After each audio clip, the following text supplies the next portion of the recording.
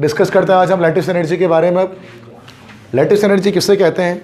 अभी तो मैंने आपको बताया था क्रिस्टल लैटिस, कि जो क्रिस्टल की जब फॉर्मेशन होती है क्रिस्टल लैटिस की, तो वो the formation of crystal is actually an exothermic reaction. ठीक है, तो किसी भी क्रिस्टल की जो फॉर्मेशन है, जब भी कोई क्रिस्टल बनता है तो जो फॉर्मेशन ऑफ क्रिस्टल है, तो क्रिस्टल का बनना, this is actually an exothermic process. ये एक्सोथर्मिक प्रोसेस है, मतलब इसके अंदर हीट एनर्जी हमारे पास रिलीज होती है। ठीक है, this is an exothermic process. तो जब भी क्रिस्टल की फॉर्मेशन होती है तो हमारे पास इसमें क्या होता है कि हीट एनर्जी रिलीज होती है, एक्सोथर्मिक प्रोसेस है। जैसे मिसाल के तौर पे अगर हम ले लें Na plus ion, this is sodium positive ion and this is Cl minus ion, and both will combine together to form NaCl, the cubic crystal of NaCl। तो यहाँ पर जो Na प्लस है, this Na plus is cation, while this Cl minus, this is negative ion, this is called anion। ठीक है, ये दोनों हमारे पास गैशियस आइंस होती हैं। तो जब ये गैशियस आइंस साथ में मिलती हैं, when these gaseous ions are combined together, तो फिर ये क्या बनता है? NaCl हमारे पास तैयार हो जाता है, नमक हमारे पास तैयार हो जाता है।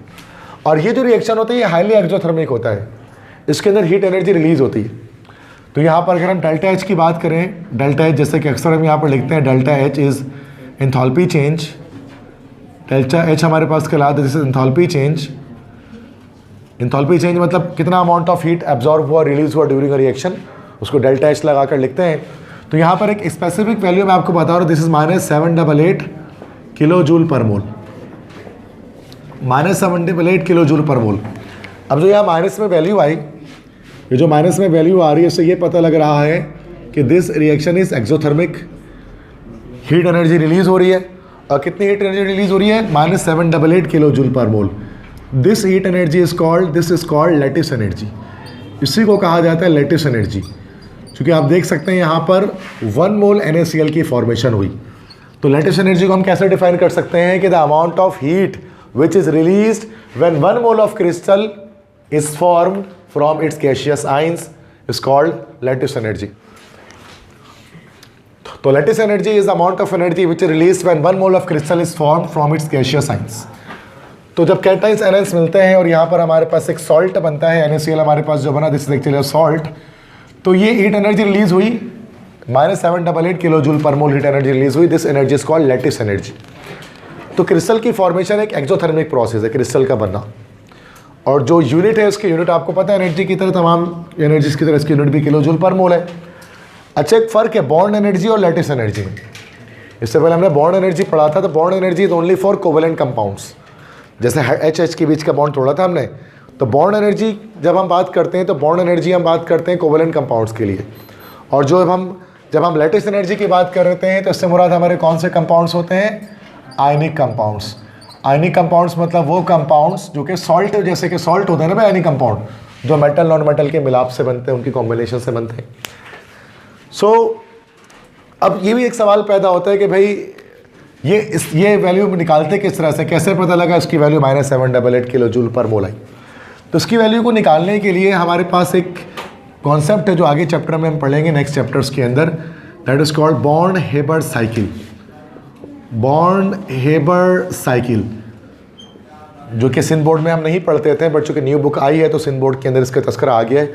वरना अक्सर हम पंजाब बोर्ड में और फेडरल बोर्ड में ये पढ़ाया करते थे बच्चों का एप्टीट्यूड के अंदर। अब सिंध बोर्ड में भी आपको पढ़ना पड़ेगा ये बॉर्न-हेबर साइकिल। असल में 2 साइंटिस्ट थे, एक साइंटिस्ट का नाम था मैक्स बॉर्न। मैक्स बॉर्न एक साइंटिस्ट था। बॉर्न ये इंग्लिश का वर्ड नहीं है, मतलब पैदा होना। ये बॉर्न एक साइंटिस्ट का नाम है, मैक्स बॉर्न। और दूसरा साइंटिस्ट हेबर को तो आप जानते हैं, फ्रिट्ज हेबर। 9 में पढ़ा होगा आपने, मैट्रिक में पढ़ा होगा, Haber Bosch process for the production of ammonia gas. तो ये वही साइंटिस्ट है हेबर, ये इस पेपर में भी आता था। तो फ्रिट्ज हेबर थे और एक मैक्स बॉर्न थे, उन्होंने मिलकर एक साइकिल के बारे में बताया था, एक साइक्लिक प्रोसेस के बारे में। This is called born-Haber cycle, जिसके थ्रू हम क्या करते हैं, जिसका बेनिफिट क्या है, उसके ज़रिए हम लैटिस एनर्जी को कैलकुलेट करते हैं। तो अभी जो मैक्स जो बॉर्न-हेबर साइकिल है, तो बॉर्न-हेबर साइकिल के जरिए हम क्या करते हैं, हम लैटिस एनर्जी को कैलकुलेट करते हैं। वो कैसे किया जाता है वो आगे जब ये टॉपिक आएगा चैप्टर्स में तो फिर मैं बताऊंगा। अभी जैसे आपको याद कर लेना है, you have to memorise this -788 kilo joule per mole. अच्छा, फ़ायदा क्या होता है उसकी वैल्यू से, लेटिस एनर्जी से हमें फ़र्क क्या पड़ता है, पता क्या लगता है? लेटिस एनर्जी हमें बताती है कि आइदर कोई कंपाउंड वाटर में सॉल्युबल होगा कि नहीं होगा। ठीक है, आयनिक कंपाउंड्स जो है ना, देखो आयनिक कंपाउंड्स जो हैं, सारे आयनिक कंपाउंड्स वाटर सॉल्युबल नहीं होते। जैसे आप बिगिनर क्लासेस में पढ़ कर आए, क्लास 9th और 10th में आपने पढ़ा था कि all the ionic compounds are soluble in water, but ये गलत बात थी। अब आप सही बात पढ़ेंगे। आयनिक कंपाउंड्स वाटर में सॉल्युबल भी होते हैं और साथ में हमारे पास ये इनसॉल्युबल इन वाटर भी होते हैं। कुछ आयनिक कंपाउंड पानी में हल होते हैं, कुछ नहीं भी होते हैं। अब कौन से आयनिक कंपाउंड्स वाटर सॉल्युबल होंगे? जिनकी small value of lattice energy हमारे पास आएगी। ठीक है ना भाई, ऐसे ही है ना? तो जिनकी small value of lattice energy आएगी वो हमारे पास आयनिक कंपाउंड्स वाटर सॉल्युबल होंगे, और जिनकी large value of lattice energy आएगी वो हमारे पास इनसॉल्युबल इन वाटर होंगे। ठीक है, तो अभी मैं एग्जाम्पल में आपको इसको दिखा देता हूँ। ठीक है, तो ये चीज़ मैंने आपको लिखाई कि स्मॉल लेटिस एनर्जी कि सॉल्युबल इन वाटर कौन से होंगे? जिनकी स्मॉल लेटिस एनर्जी की वैल्यू स्मॉल होगी, और इनसॉल्युबल इन वाटर कौन होगी? जिनकी large value of lattice energy, जिनकी लेटिस एनर्जी की वैल्यू बहुत लार्ज होगी, वो सारे के सारे हमारे पास इनसॉल्युबल इन वाटर होंगे। जैसे कि मिसाल के तौर पे स्मॉल लेटिस एनर्जी की बात की जाए तो NaCl। अब NaCl की जो लेटिस एनर्जी की वैल्यू है वो बहुत स्मॉल होती है, तो NaCl पानी में हल हो जाता है। आयनिक कंपाउंड तो है ये। एक और आयनिक कंपाउंड मैं आपको दिखाता हूँ, CaCO3। This is called calcium carbonate. इसको कैल्शियम कार्बोनेट भी कहते हैं। इसी को कहते हैं हम लोग मार्बल, इसी को कहते हैं हम लोग लाइमस्टोन, इसी को उर्दू में कहा जाता है संगे मरमर। कुछ भी कह लो, सब इसी चीज़ का नाम है। अब यहाँ पर कैल्शियम आपको दिख रहा है, मेटल है ये, और कार्बन ऑक्सीजन क्या है? नॉन मेटल है। तो इसका मतलब क्या ये आयनिक कंपाउंड होगा? ठीक है, क्या ये आयनिक कंपाउंड होगा? यस। तो इसको पानी में हल होना चाहिए। जो पुराना कॉन्सेप्ट हमारा है कि सारे सॉल्ट, ये सारे आयनिक कंपाउंड पानी में हल होते हैं, लेकिन आपको पता है calcium carbonate does not dissolve in water. ये पानी में हल नहीं होता। कैल्शियम कार्बोनेट ये आपके घर पे फर्श पे लगा होता है। ये मार्बल घर पे लगा होता है ना, फर्श पे। मार्बल उसी को कहते हैं ना भाई, फर्श पे जो लगाते हैं फ्लोरिंग करने के लिए। तो क्या वो पानी में हल हो जाता है?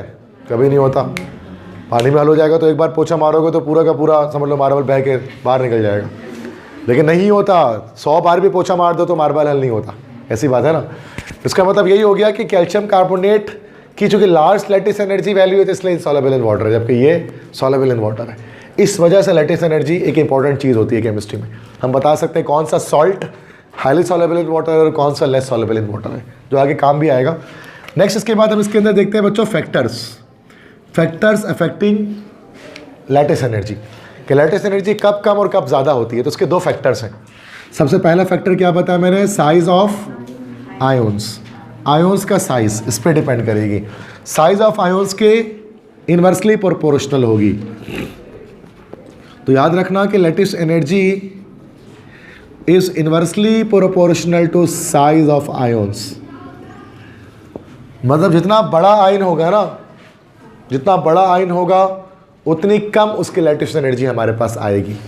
जैसे क्वेश्चन अगर मैं यहाँ पर लिखता हूँ कि which of the following has highest lattice energy, इनमें से किसकी जो है वो सबसे ज़्यादा लेटिस एनर्जी होगी। जैसे कि MCQs आ गया आपके टेस्ट में, पेपर में, उसमें 4 ऑप्शन दे दिए गए आपको।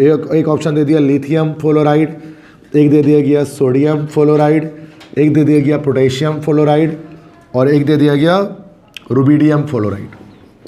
Lithium, sodium, potassium, rubidium fluoride, ये सारे आयनिक कंपाउंड जो कि मेटल के साथ नॉन मेटल जुड़ा हुआ है, सब के सब सॉल्ट एक ना एक। अब इसमें हाईएस्ट लेटिस एनर्जी किसकी होगी, जिसमें हम क्या चेक करेंगे इसके अंदर के साइज ऑफ आयोन्स को चेक करेंगे।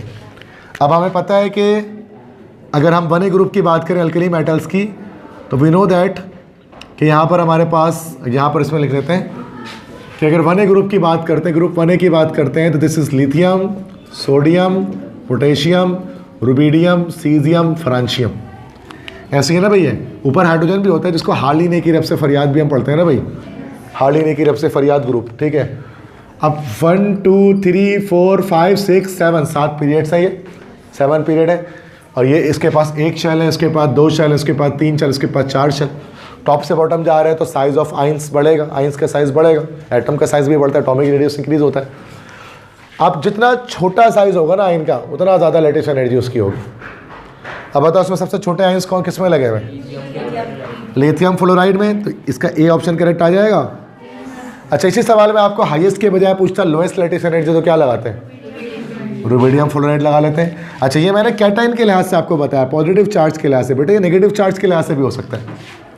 अब देखो 4 ऑप्शन फिर से मैं ले लेता हूँ, ABCD, ठीक है। NaF, NaCl, NaBr, NaI। अब देखो ये चारों फिर सॉल्ट आ गए, sodium fluoride, sodium chloride, sodium bromide, sodium iodide. अब इसके अंदर अगर आप देखोगे तो ये 7 है ग्रुप, मतलब सोडियम मेटल को तो सेम रखा हुआ है, लेकिन नॉन मेटल को चेंज कर रहे हैं। 7 ग्रुप हैलोजेंस पता है सबको। फिर कल बाहर आई आत्मा, फ्लोरीन, क्लोरीन, ब्रोमीन, आयोडीन, एस्टाडीन, 2 3 4 5 6। अब बताओ इसके अंदर सबसे ज़्यादा लेटेस्ट एनर्जी किसकी होगी? हाईएस्ट सोडियम फ्लोराइड की होगी, क्योंकि फ्लोरीन यहाँ पर सबसे छोटा आयन मौजूद है। नेगेटिव आयन में भले मौजूद है एनाइन के अंदर देखा जाए तो यस। अगर आपसे अगर पूछा जाता है कि सबसे लोएस्ट लेटेस्ट एनर्जी किसकी है, सबसे कम लेटेस्ट एनर्जी, तो NaI की हो जाती। बस इनमें आगे पहला फैक्टर था ये कि जितना ज़्यादा बड़ा आयन होगा उतनी कम लेटेस्ट एनर्जी होगी, और जितना छोटा आयन होगा उतनी ज़्यादा लेटेस्ट एनर्जी होगी। इन्वर्सली प्रोपोर्शनल हो गया भाई latest energy size of ions के लिहाज से। अब वो कैटाइन के लिहाज से भी कहा जा सकता है, एनाइन के लिहाज से भी देखा जा सकता है, किसी भी लिहाज से, ठीक है भाई। इसके बाद नेक्स्ट हम यहाँ पर क्या देखते हैं? सेकंड फैक्टर हमारे पास है, सेकंड फैक्टर हमारे पास है, this is charge of ions. Charge of ions. अब चार्ज ऑफ आयोन्स के लेटेस्ट एनर्जी क्या होता है भाई? डायरेक्टली प्रोपोर्शनल होता है। जितना ज़्यादा चार्ज होगा आयोन का उतना ज़्यादा लेटेस्ट एनर्जी। तो lattice energy is directly proportional to charge of ions. अच्छा, सॉल्युबिलिटी का भी इसी से फर्क आ रहा है। अब देखो इन चारों में से अब जो लिथियम फ्लोराइड है वो सबसे आराम से डिजॉल्व हो सकता है बनिस्बत रुबिडियम फ्लोराइड के। बिल्कुल इसी तरह से इन चारों में से सोडियम फ्लोराइड सबसे इजीली डिजॉल्व होगा और सबसे कम सॉल्युबल NaI होगा। मतलब हम डिजॉल्व नहीं कर रहे हैं हम इसके अंदर ना, लेकिन डिजॉल्व किए बिना हम ये चीज़ चेक कर पा रहे हैं बिकॉज ऑफ लेटेस्ट एनर्जी। अच्छा, तो कह रहा था कि स्मॉल जितना ज़्यादा कम लेटेस्ट एनर्जी होगी उतने ज़्यादा सॉल्युबल इन वाटर। सही है, ओके ओके। आई थिंक मैंने उसको रिवर्स कह दिया है। रुबिडियम फ्लोराइड ज़्यादा सॉल्युबल होगा वाटर के अंदर, LiF कम सॉल्युबल होगा। क्योंकि कह रहे हैं जितने स्मॉल लेटेस्ट एनर्जी उतने ज़्यादा स्मॉल लेटेस्ट एनर्जी उतनी NaI की है, तो NaI यहाँ पर सबसे ज़्यादा डिजॉल्व होगा और NaF सबसे कम डिजॉल्व होगा इसके अंदर। ओके ओके, ठीक है। तो सॉल्युबिलिटी भी इसके लिहाज से हम यहाँ पर चेक कर सकते हैं इसके अंदर, ठीक है, कि RBF जो हमारे यहाँ पास यहाँ पर हो गया मोस्ट सॉल्युबल, NaI भी, और ये हमारे पास इन चारों में से क्या हो गया भाई? लीस्ट सॉल्युबल इन वाटर, पानी में सबसे कम हल होंगे ये। नेक्स्ट इसके बाद क्या है भाई? Latest energy charge of ion के लिहाज से डायरेक्टली प्रोपोर्शनल है। जितना ज़्यादा चार्ज होगा उतने ज़्यादा कह लो कि हमारे पास लेटेस्ट एनर्जी आएगी। जैसे कि मिसाल के तौर पे अगर मैं यहाँ पर 2 कंपाउंड लिख लेता हूँ, ठीक है, जैसे कि एक मैं यहाँ पर लिख देता हूँ सोडियम फ्लोराइड NaF और एक मैं लिख देता हूँ MgF2। This is called sodium fluoride, this is a salt. Another ionic compound is this, metal non metal मिला हुआ है मैग्नीशियम के साथ fluorine, this is called magnesium fluoride. Magnesium fluoride. अब यहाँ पर आप चेक करें तो अच्छा Mg के +2 है, इसके -1 है, ये +1 है, ये -1 है, तभी वैलेंसी इंटरचेंज हुई तो F के नीचे 2 आया, Mg का +2 जो है वो इंटरचेंज हो गया। जब हम फॉर्मूला बनाते तो इंटरचेंज कर देता है वैलेंसीज को। अब सोडियम फ्लोराइड और मैग्नीशियम फ्लोराइड यहाँ पर देखा जाए तो यहाँ पर देखो फ्लोरीन दोनों एक जैसा मौजूद है और सोडियम और मैग्नीशियम दोनों एक ही ग्रुप से बिलोंग करते हैं। जैसे सोडियम है, सोडियम के बराबर भी मैग्नीशियम होता है एक ही पीरियड के, दोनों के पास 3-3 शेल है। अब इसके पास भी 3 शेल है, इसके पास भी 3 शेल है और ये तो फ्लोरीन ही है। इसका मतलब यहाँ पर अब साइज ऑफ आयन के लिहाज से हम यहाँ पर फैसला नहीं करेंगे, साइज ऑफ आयन का फैक्टर यहाँ नहीं है, यहाँ चार्ज का फैक्टर है। जिसके पास ज़्यादा चार्ज होगा उसके पास ज़्यादा लैटिस एनर्जी। तो ज़्यादा लैटिस एनर्जी किसकी होगी, NaF और MgF2 में से? मैग्नीशियम की, उसके पास +2 चार्ज, इसके पास +1 है। तो NaF की एनर्जी लेस देन MgF2 होगी लैटिस एनर्जी, है ना। MgF2 के मैग्नीशियम फ्लोराइड की ज़्यादा होगी, क्यों? चूँकि उसके पास चार्ज ज़्यादा है। जितना ज़्यादा चार्ज उतनी ज़्यादा लैटिस एनर्जी, और जितना छोटा साइज़ उतने ज़्यादा लैटिस एनर्जी। बात समझ में आ गई सबको?